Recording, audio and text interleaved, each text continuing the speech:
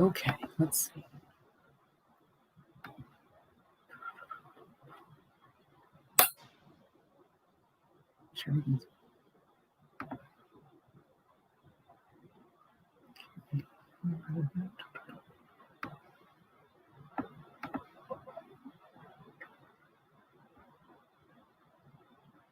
Okay.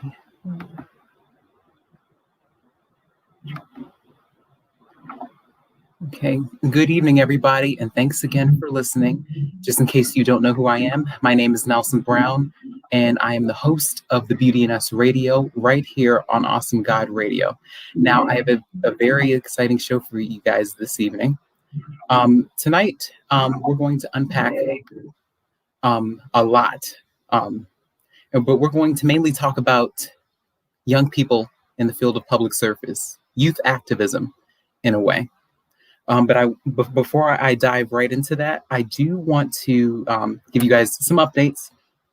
As you guys may have heard, just in case you don't know, a couple of weeks ago, exactly 2 weeks ago, my job position was terminated after 4 years of employment. So I'm currently in the process of job hunting and getting my finances together. It's been really challenging. Emotionally, I'm an absolute mess. I was an absolute mess in the very beginning, but I'm slowly working through everything, and I'm using all of the resources at my disposal from my school and from all of my connections that I've made. So I'm just encouraging you all to just keep me in prayer as I continue to find another job and as I continue in my pursuits at UMBC as a sociology student. So again, I just encourage you guys to just keep me in prayer as I continue to move forward. So like I said, it's really tough for anybody who's lost a job, anybody who's had to make that transition between jobs. You know that is very difficult. You have to kind of uproot your livelihood in a sense. So I still encourage you guys to just keep me in prayer. It's been challenging. This is my first time ever going through anything like this. So I don't really know what to expect. I'm just leaning on my faith, and I'm just persevering through everything. So, I thank you for everyone who's been supportive. I thank you for all of you guys who've been encouraging this entire time. It's just been a lot. Like I said, emotionally, I've been a wreck. Even though I often have a smile on my face, I've been a wreck emotionally. But I'm working through it. I'm figuring out what to do. I'm making adjustments, the necessary adjustments I need. But without further ado, I want to dive into our topic tonight, which is about uplifting young people. It highlights the topic tonight.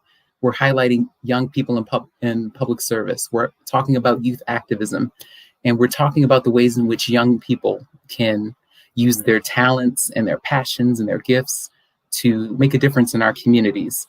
I wanted to share this with you guys. I've been sharing it with my mom, but I just wanted to encourage you guys to purchase a book that I plan on purchasing. It was just released today. It's by a singer and songwriter that I've been following for a long time, since the beginning of high school, probably the end of middle school. And her name is Ali Brooke Hernandez, and she's a former member of a group called Fifth Harmony. And it's a musical group.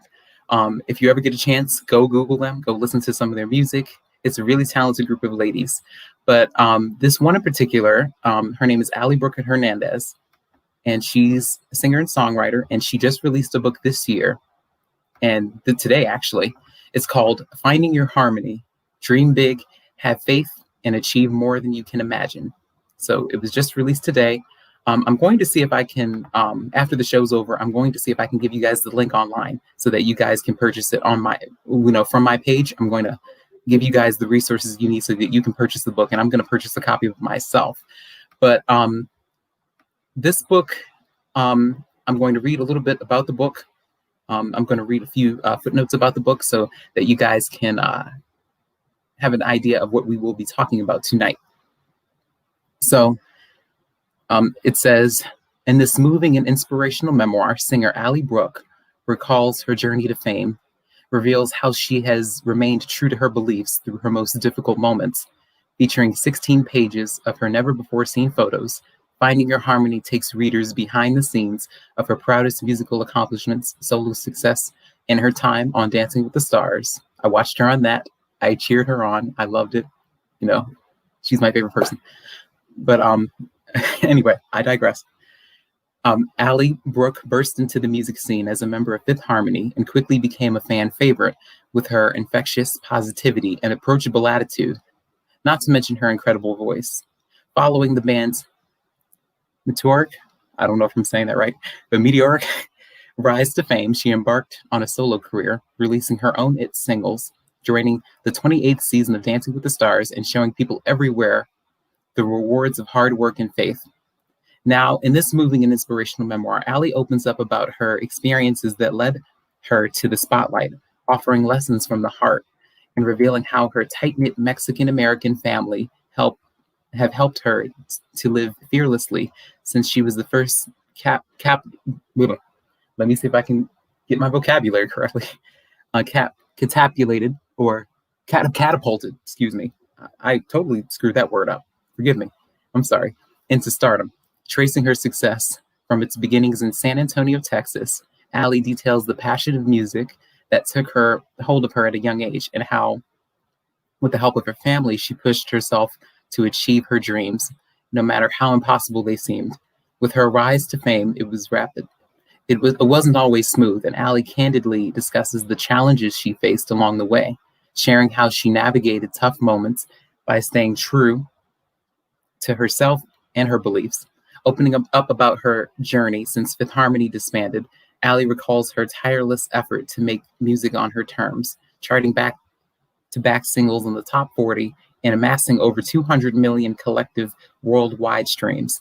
She also delves into her time on Dancing with the Stars, demonstrating how she conquered her fear and insecurities on her way to a top 3 finish and further established herself as a role model for young people across the world.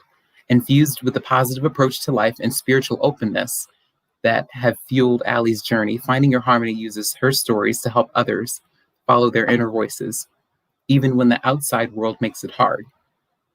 Wise, grounded, and filled with 16 pages of her never-before-seen photos, Finding Your Harmony is a fascinating glimpse into the life and heart of one of popular music's rising stars. Now, I'm really excited about reading this book, you guys, because Ally was my personal favorite in the group Fifth Harmony. I enjoyed listening to their music while they were a couple. I still wish they were together, but they went their separate ways a couple of years back. But I am going to borrow this book from the library. She's such an inspiration for young people, and she's so talented, and she's such a sweet person from what I've seen and from what I've read, and I definitely, she was my favorite, like from the very beginning, and also because I thought she was really cute. So I'm definitely going to be purchasing her book, and I'm going to be supporting her all the way. But if we go back to our topic about youth activism, and when we talk about role models, young people being role models, young people being active in their community, being an inspiration in their community, I often think about all of what has transpired this year. I often think about the things that we see in the media that sometimes give us a misrepresentation of how young people are and how young people carry themselves and what young people value or what they believe in. And according to Wikipedia, it says youth activism is the participation in community organizing for social change by persons or people between the ages of 15 to 24. Youth activism has led to a shift in political participation and activism. A notable shift within youth activism is the rise of alter activism, resulting in an emphasis on lived experiences and connectivity amongst young activists. The young activists have taken lead roles in public protest and advocacy around many issues like climate change, abortion rights, and gun violence. Different from past protest or advocacy, technology has become the backbone to many of these modern youth movements. It has been shown in multiple studies that internet use, along with seeking information online, is shown to have positive impacts on political engagement. Popular applications like Twitter, Instagram, and YouTube have become the newest tools for young activists in the 21st century.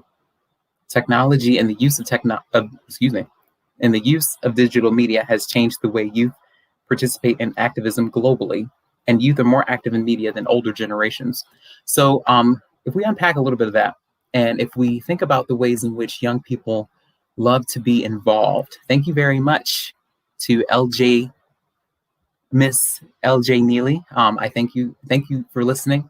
Thank you for tuning into my show. But when we think about young people in public service, when we think about young people out there, and when we think about the world in which our children live in nowadays, everything is so technologically advanced.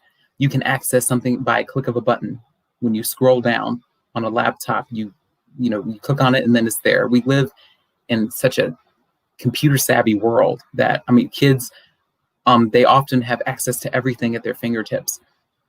But when we dig deep and when we look down inside and when we think about the ways in which young people can get involved into the field of public service, we have to think about what drives them. We have to think about, we have to validate their dreams and their visions. So I'm going to share a few activists. There are 10, but I don't have time to go through all 10, but I'm going to share a few activists in mind that have really made an impact on the world because of what they were passionate about and what they believed in.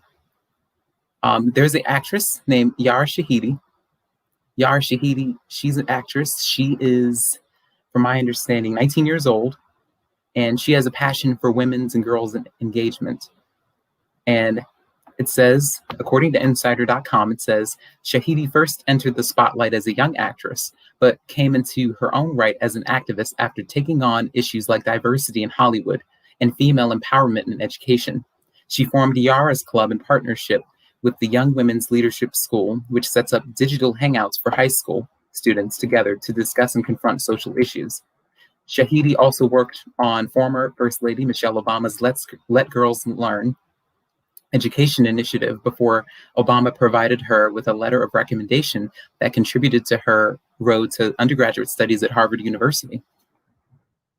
So again, an example, women and girls in education, that's an example of with Miss Yara Shahidi, what she spoke about and what she's passionate about. So I just want to pose the question, and I want to put it out there. And I want to talk to the parents and the guardians. Do you feel as though we support our children, our young people, like we should? Do you feel as though we validate their dreams the way we were supposed to? Do we support them in their endeavors? I know that a lot of young people nowadays, especially in my generation, a lot of the millennials, I follow a lot of people who follow my work, and a lot of the individuals, I follow their work. And we are really, really huge on entrepreneurship. And we have really, really innovative mindsets. We are about making progress, and we want to see change. So we want to make an impact. We want to make a difference. We use talents related to art, visual art. I know a lot of young people that express themselves through visual art. I know that through music, a lot of young people who have a passion for music, they want to become musicians, or they want to use their music to help others. I know that some young people are passionate about the environment, keeping the earth clean, green, and healthy. I know young people who are passionate, like Miss Yara Shahidi, about women's rights and girls in education. So there are a wide variety of things that we could think about when we think about youth activism, or when we think about young people being involved in our communities, making an impact in our communities, using their gifts to help others. So I just want to ask you guys, do you think that we support our young people the way we should, or the way we feel as though we are supposed to? Do we make a mistake? Do we make mistakes, and do we talk them out of their dreams without even consciously just realizing it? I mean, and even especially, during the season, we are in political turmoil. We are in an economic crisis right now with the coronavirus pandemic. and with all of the injustice that we see throughout the community. Right now, we are in a voting season. Now, I'm not going to get into politics on the show, but I just want to make a statement about the youth, about young people. As a young person, as a young Black male with this platform to share, I just think that it's really, really important for us to consider how important our young people are when it comes to voting and when it comes to supporting them in their endeavors. And I just want to share a little bit of stats with you. The 9 reasons we need young voters more than ever. This was an article that was published by thebestcolleges.org. It says that young voters notoriously neglect the importance of voting, but their voice is an important one on both sides of the aisle. Key issues in every election increasingly relate to the concerns of students and professionals between the ages of 18 and 29, making it essential for members within that age group to educate themselves on political issues and take to the polls. While millennials represented nearly 50% of the entire voter population in the 2016 election, they were further divided along race, gender, and education lines when considering key issues from both candidates. And the writer asks, why is it important to vote, especially if you fall within a critical or crucial age demographic? And it says, number 1, young voters account for half of the voting population, making them a powerful political force. It says that the youth vote has the potential to be extremely influential in this country. While young voter participation in 2016 declined by 2% from a record 52% at the 2008 election, today the voting population includes almost equal parts millennials and baby boomers. As the boomer electorate decreases in size, experts suggest it is merely a matter of time before millennials become the largest and most powerful group driving future elections in the US. Unfortunately, not all who can vote will, meaning that fewer young people get to directly influence issues that might affect their lives for years to come, including college tuition reform and federal job programs. Yet older Americans are more likely, this is number 2, yet older Americans are more likely to vote. While young people make up a large portion, the voting eligible population, they're much less likely than those who are older to get out and vote. In 2016, only 19% of people aged 18 to 29 cast their ballot in the presidential election. At 45 to 64-year-olds accounted for the largest electorate last year. Some reports have attributed to the outcome of the election to a missed opportunity on the part of the millennials to effect a change in the mass. While the majority of young voters actually cast ballots, their low turnout was not enough to counter the ballots of older voters. For this, researchers are increasingly interested in methods of successfully mobilizing young voters. Duke University recently initiated an innovative project designing policy reform to increase turnout among youth. So I'm going to stop right there for a second, and I just want us to just think about it for a second. When we think about young people in the field of public service, again, we have to rock the vote. I mean, we have to get out there and vote. I mean, I sometimes feel as though a lot of older people, a lot of the people from Generation X, and even a lot of people from the baby boomers generation forget that we have a voice. And I feel as though not a lot of platforms are out there for young people to express themselves. When in terms of education, or in terms of making college more affordable, or all of the issues that young people struggle with, not having job opportunities, not having career-oriented programs, technical programs, trade schools, just an array of issues. There are many issues that young people face growing up in the school systems, and when they enter into the real world, I feel as though financial literacy, I think, is something that a lot of young people don't receive early on in life. We're kind of thrown to the wolves financially when it comes to making decisions about our livelihoods and our well-beings. If we just think about all of the things that young people have to contend with nowadays, like, we need supporters. I mean, again, I want to ask you guys, do we support our young people in the way we should, with all of their dreams and aspirations? Do you think that they have what they need in order to make a difference, in order to make that change. Whether it's feeding the homeless, whether it's, playing an instrument and using that gift, whether it's a guitar, a piano, a clarinet, a violin, or whatever it may be, using music to soothe the souls of others. Like I said, feeding the homeless, picking up the trash in the neighborhood, starting a green club. I mean, there are so many opportunities out there. And I just want to know if we are providing young people with that platform, and if we are providing young people with the opportunities to make a difference. Or are we just talking them out of their dreams because of our own fears or because of our own insecurities that we may have?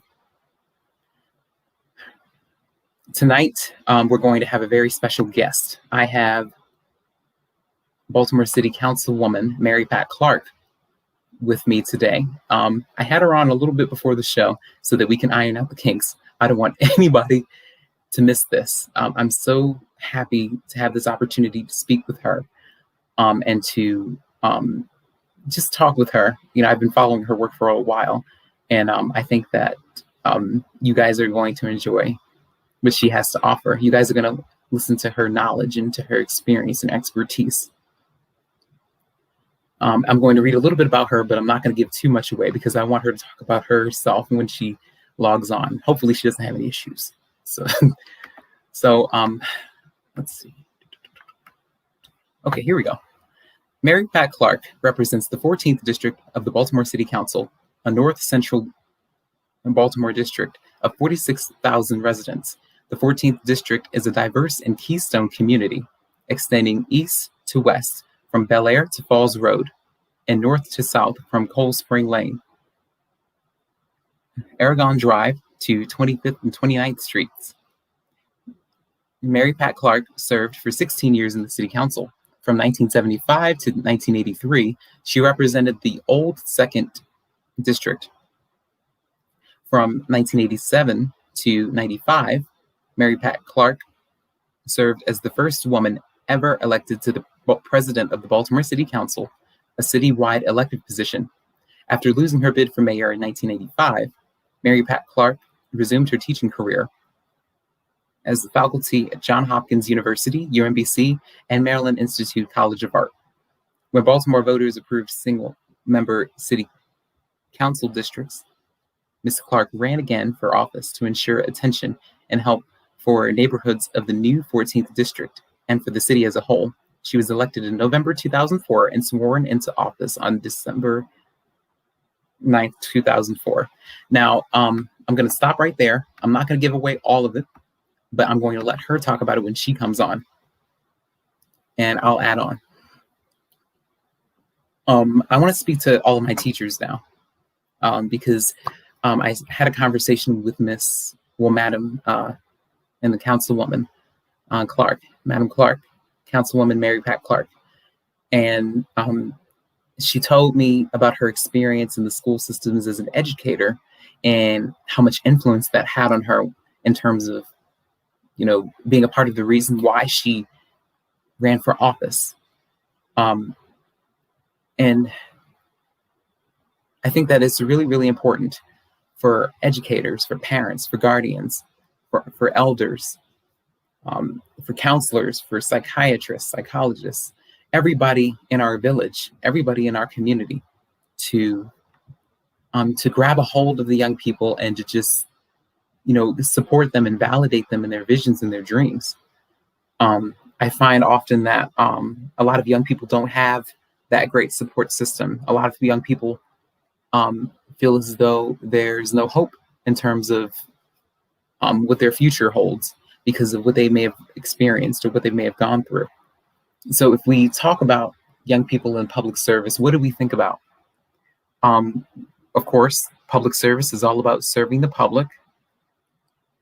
And public service involves, being that driving force of change, not being fearful of going after what you want, not being fearful of what others may say, or just everybody not being in support of your dreams and your aspirations. People are not being open to what you may have to offer. So Do we really sit down and have these discussions with our young people, with our children, with our teens, with our young adults? Do we really have that conversation? Do we really give them the extra push? I know that some people may come from, single parent households, or some children may not even have either parent at home to validate them and to validate their vision and to tell them that things are going to be okay and that they're number one and that they're the superstars. I know a lot of, children growing up don't have that. There's so much that, our children are exposed to that they probably shouldn't be exposed to. I mean, if we think about the media, if we listen to music, if we watch too much TV, we look at all of the negativity. And it just gets on my nerves personally, because I just want to just turn off the TV and then just not watch it. But then again, I need to stay updated about what's going on in the world. I need to be informed about what's happening. So again, I just want to encourage you guys in reference to Miss Allie Brooke Hernandez, with Finding Your Harmony, the book that I shared early on in the show. It's about being that role model. How can we create more role models? How can we bring that role model out? How can we encourage our children to set that example and to be that driving force of change, so that other young May people can see their good deeds and follow suit? I know that there's a Bible verse from 1 Timothy chapter 4, verse 12. And it says, "Don't let anyone," again, I say anyone, "look down on you because you are young, but set an example for the believers in speech and conduct and love and faith and in purity." I'll say that again. This is 1 Timothy chapter 4, verses 12. Well, verse 12. It says, "Don't let anyone look down on you because you are young, but set an example for the believers in speech, in conduct, in love, and faith, and in purity." So again, that's Bible verses essentially telling us that, we don't need to belittle our young people. We don't need to make condescending remarks or patronizing remarks in order to make ourselves feel better. We need to uplift them. We need to encourage them. We need to not just throw their weaknesses and the flaws that they may have in their face. We need to encourage them to see, that bright side, that positive side. I just encourage us to just think about the ways in which we can help our young people see the beauty in themselves. The beauty in themselves. And it's not about what they look like. It's not about what they have, but about what's in their hearts.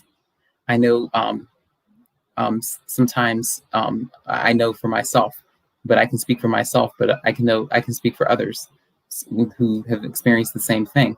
A lot of young people feel overlooked. A lot of young people don't really feel appreciated by their parents, by their guardians, by some of their educators, by some of their counselors. They just feel like something is wrong with them, or that they're a problem. And it's our job to validate them and to tell them that they're perfect just the way they are, and that they don't have to be perfect in order to be successful. They don't have to, conform to peer pressure. They don't have to follow the crowd. They can stand on their own 2 feet, and then they can be their own person and walk in confidence, just like the 1 Timothy verse 12 says in chapter 4. And that's not just in our personal lives, but that's also in our professional lives. And in reference to when we talk about children, that's when they go to school, that's when they come home, that's when it applies to everywhere they go, anywhere they go, in whatever capacity that they serve in, or that they participate in, or involve themselves in. So again, I just want to encourage you guys to just think about the ways in which we can uplift our young people. There's so much violence. There's so much calamity in the world. There's so much animosity between each other. We have so much animosity between each other. we can't see the beauty in ourselves because it's, because we have a very difficult time with, seeing past our own pain and seeing past our own hurt. So I'm going to take a break, and when we come back, we're going to have the Councilwoman, Mary Pat Clarke, Baltimore City Councilwoman, Madam Mary Pat Clarke, with us, and she's going to share a lot about her career, her public service, and the ways in which she's going to give us some tips and tricks on how we can invest into our youth. And she's going to just educate us about how we can turn this community around in the midst of everything that's going on right now. So, this is the Beauty in Us Radio. I will see you guys in a few minutes. I'm taking my break. And I thank you guys for listening and tuning in.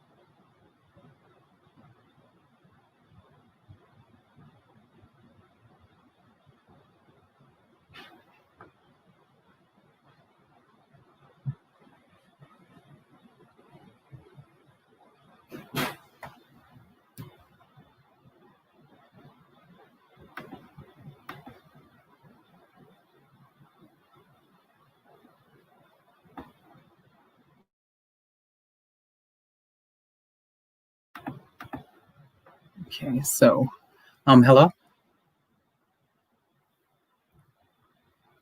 Let's see.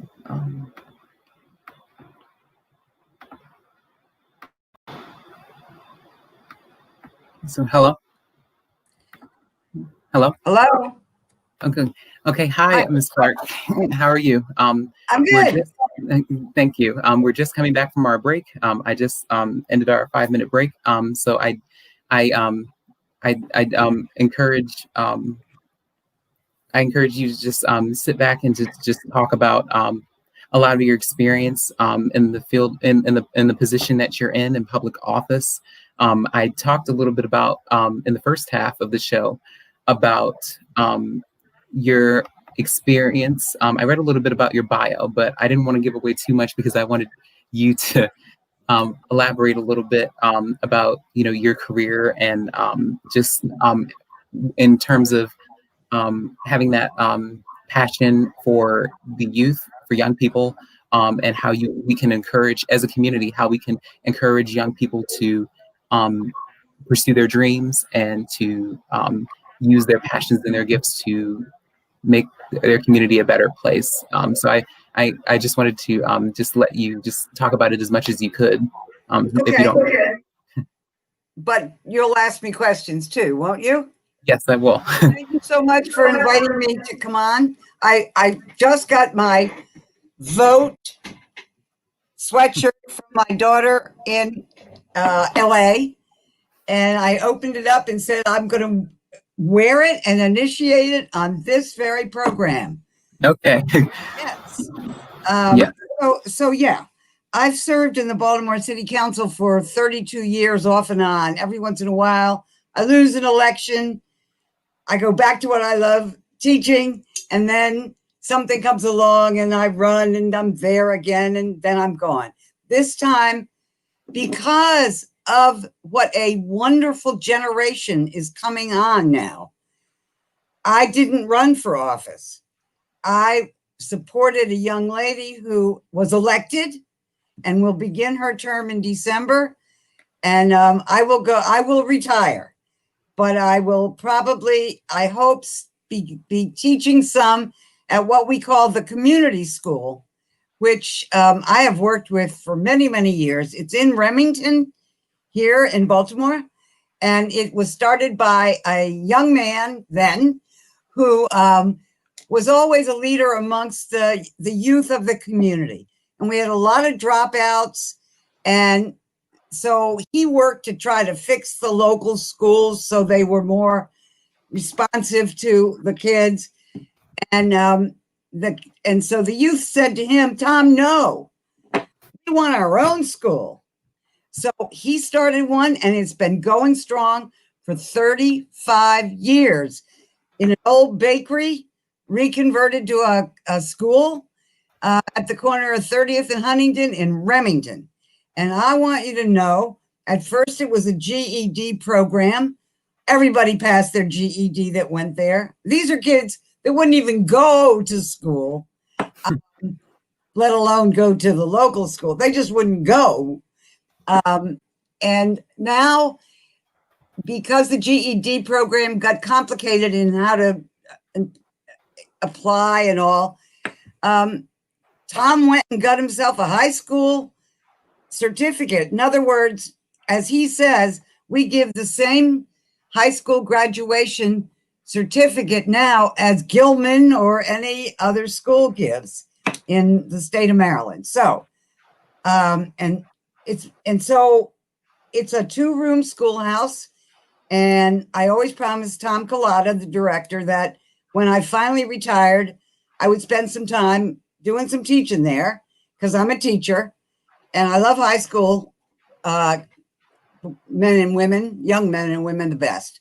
So I just thought I'd tell you about the community school. And I want you to know they began their first class at Guardian Angel Church with textbooks that they took out of trash cans at some school locations, and they pulled them out and brought them in and started to read and learn. So that's what I'm about. I'm really a teacher, and I'm also, by the way, we have 4 children, and now 10 grandchildren. And so they're all over the United States. And I love them all. And they're all doing okay, ups and downs, but always doing very, very well. So that's who I am. And I've been in the city council, but when I go to the community school or other schools, I talk about, how does a law get made? And in the city council, thanks to our now president of the city council, Brandon Scott, we now change the law. So if you're 18 years old, you are eligible to be a city council member in Baltimore. So that's something that I'm proud I was a co-sponsor on. Another thing I want to mention that our council and now the mayor, Jack Young, when he was the president of the council, started this, and it is dynamic. It is called the Children and Youth Fund. I don't know if you know all about it, but it says this.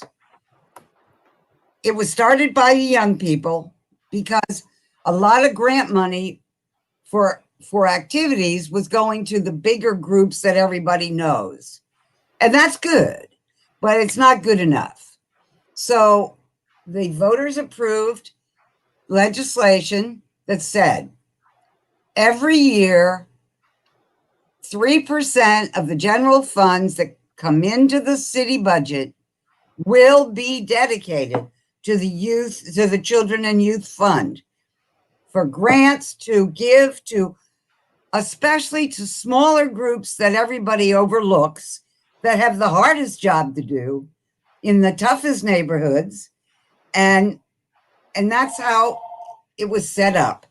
And so it's something that I think when you said talk about youth, those are a couple things I wanted to be sure to talk about. But you can, I'll just go on forever. So interject with any questions you might have. Yes, my most happiest times are really teaching. And I've always taught middle school, high school. I'm not good enough to get to those real young ones. That takes something I exercised in my family as a mother, but wow, that's hard work. But high school, middle school, that's where it's happening, and that's where it has to happen. So I'll be back in the classroom, I hope, if Tom Collada lets me in. He always said he would. And that's where I'm on my way to. But one of the things that we're working on and talking about a lot about youth in Baltimore City these days is the digital divide. There are all kinds of disadvantages that young people have to overcome. But this goes to the root of the problem, because here we are. We're on virtual education right now. And that means that, I know but I'm a teacher. I have to say everything. That means that you have to have the electronic equipment and power to be able to fully participate. Right now in Baltimore City, it's no secret that we don't, especially in the poorest, lowest income neighborhoods. The infrastructure is not there. So, and I'm not, from giving me a rehearsal this afternoon, I am not electronically gifted. And I practiced 3 different times to make sure I could get on the show when I needed to be here. So basically what happens is people are putting up hotspots wherever they can, but in your home, if you do have laptops and you do have devices for your virtual education that you have to take now, you're not alone. You're in a house with people that have their phones, that have all and maybe some of the kids want to play a couple games because they finished their homework. and you're trying to write a term paper and understand how to do it, first and foremost, the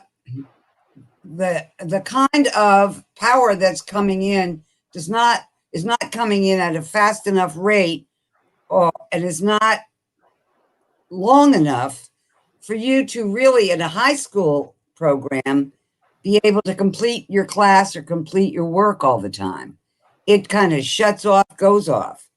And in households, especially households where people have to double up because of the economy, everybody's got a device because it's a matter of survival. You need one just to get your unemployment. So that's a competition, and you need stronger power and systems. And hotspots are good, and I see volunteers putting them up in neighborhoods, and God bless them, because it does help. But we need them built into the infrastructure of the city, cables and the like, that will go and begin to do that expansion in our conduit system, begin to do it in the neighborhoods we know need it the most for the children. So that's something that I'm trying to learn. Fortunately, there are a lot of young people involved, so they know, and I learn from them, and they're very patient with me.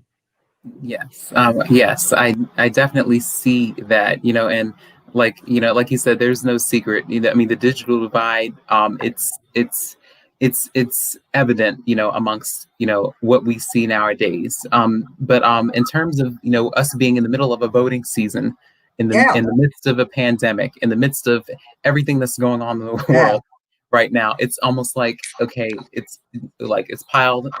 Like it's one issue after the next. So what would you encourage, or how would you encourage young people to what would you say to young people who want to vote, or young people who are new to the voting season, or young people who want to make a difference, or who want to enter into public office like you, for instance? Yeah, so what would you tell the young people in this voting season and who want to make a change? Well, I would I have a friend named Corey, and he followed a path very successfully. And one of the things but let me just talk in general.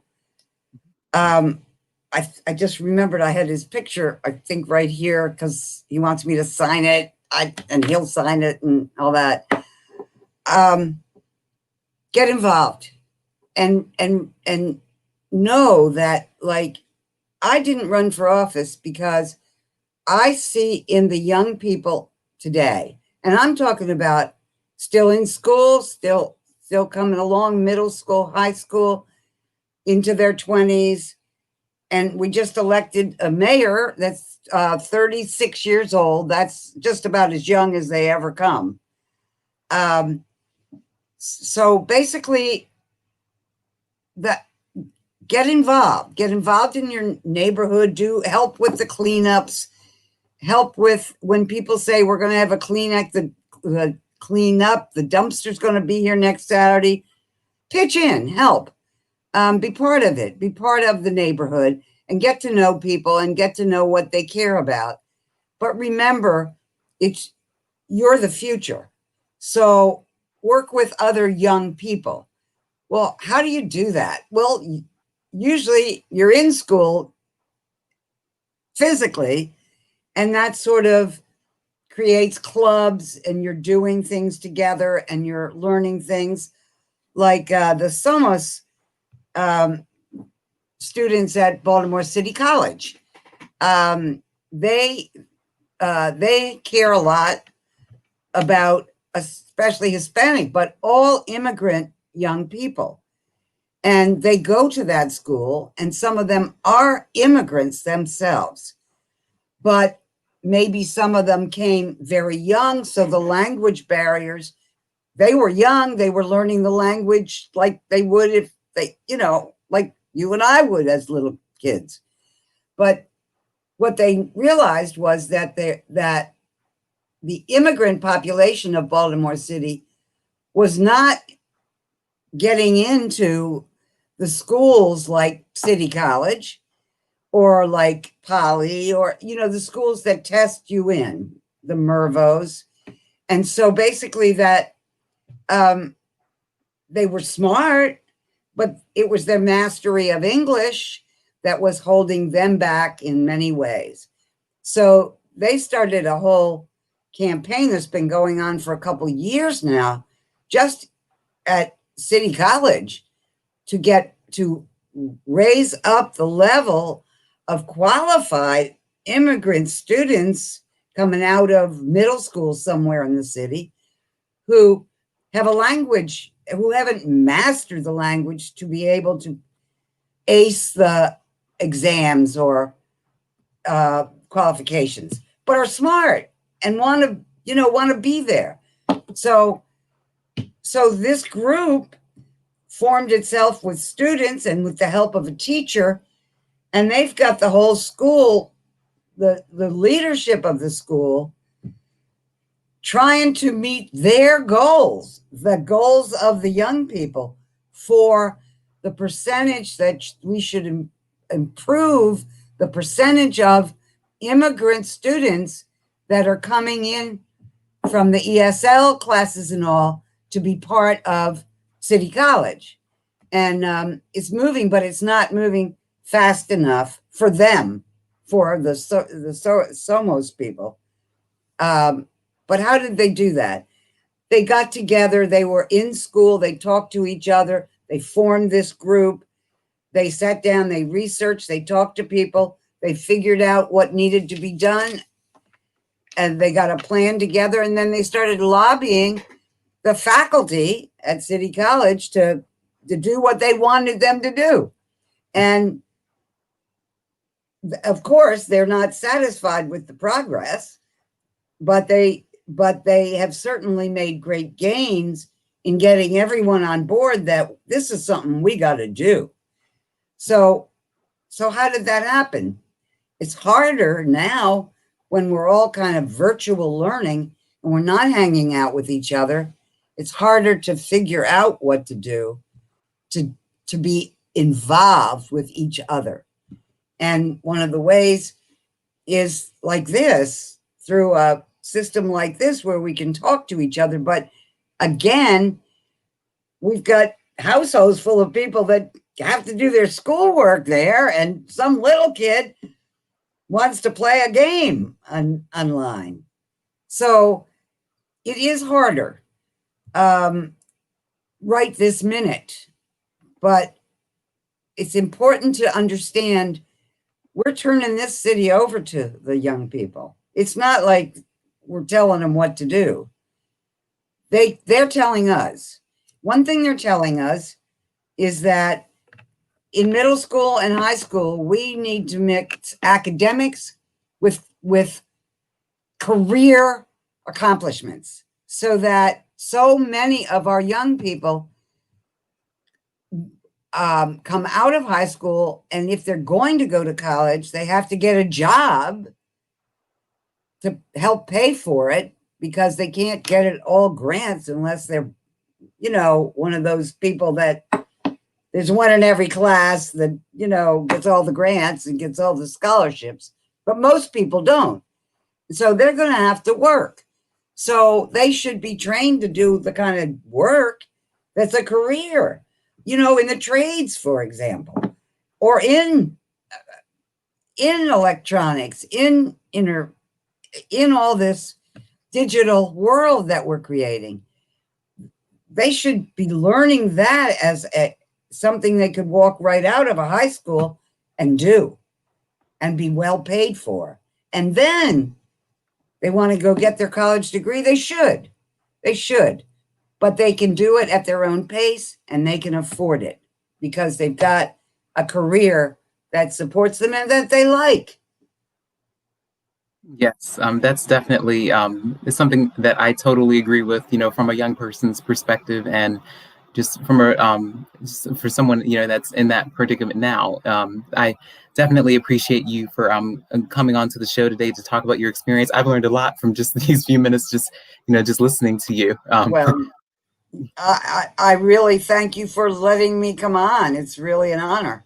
Yes, but before you go, in this last minute, I know there are going to be a lot of changes that are going to be taking place in city government in the Really. next few months. So what is your final thought about all the changes that are being made right now? It's like an overhaul. Well, that's what we need.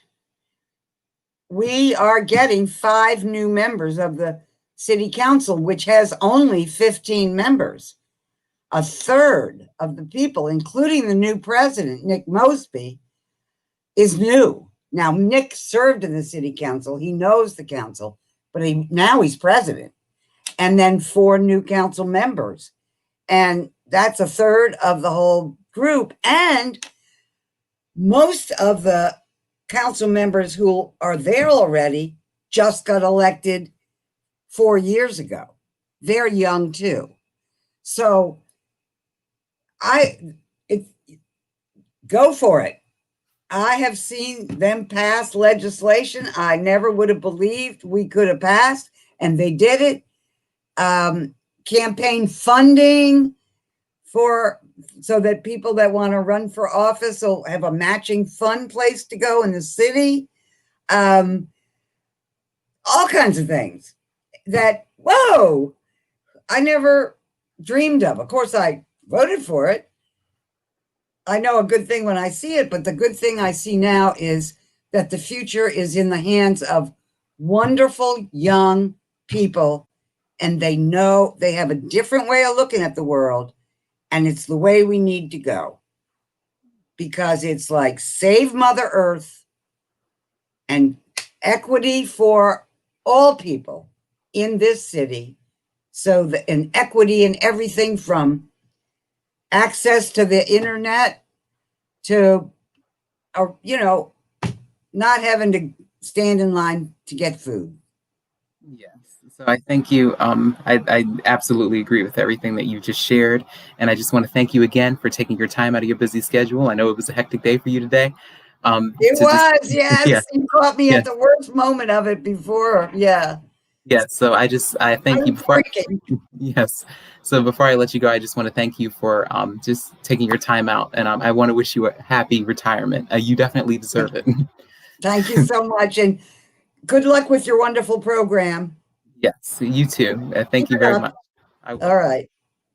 Bye-bye. Bye. How do I do this? You just click out. Like, how do I leave? You just you can just click out of the tab, the StreamYard tab on your end. All right. Goodbye, everybody. See, I told you. It's okay. I don't know where it is, but I'm out of here. Okay. Okay. Thank you guys for listening again to another edition of the Beauty and Us Radio. I'm going to end really quickly because the Rashad Mills show is going to come on in probably about 45 seconds. So I want to encourage you all to just keep me in prayer with what I shared earlier on in the program. And I want you guys to stay tuned for next week. We're going to have another special guest for next week. And I thank you guys for tuning in. I wish I could spend more time with her, but I know that we're on a schedule. So I just want to thank you, and I'm blessed for the opportunity. Thank you for listening. Stay tuned. Make an appointment to meet me back here at 6:00 next Tuesday. It's the Beauty and Us Radio on Awesome God Radio. My name is Nelson Brown, and I am signing out.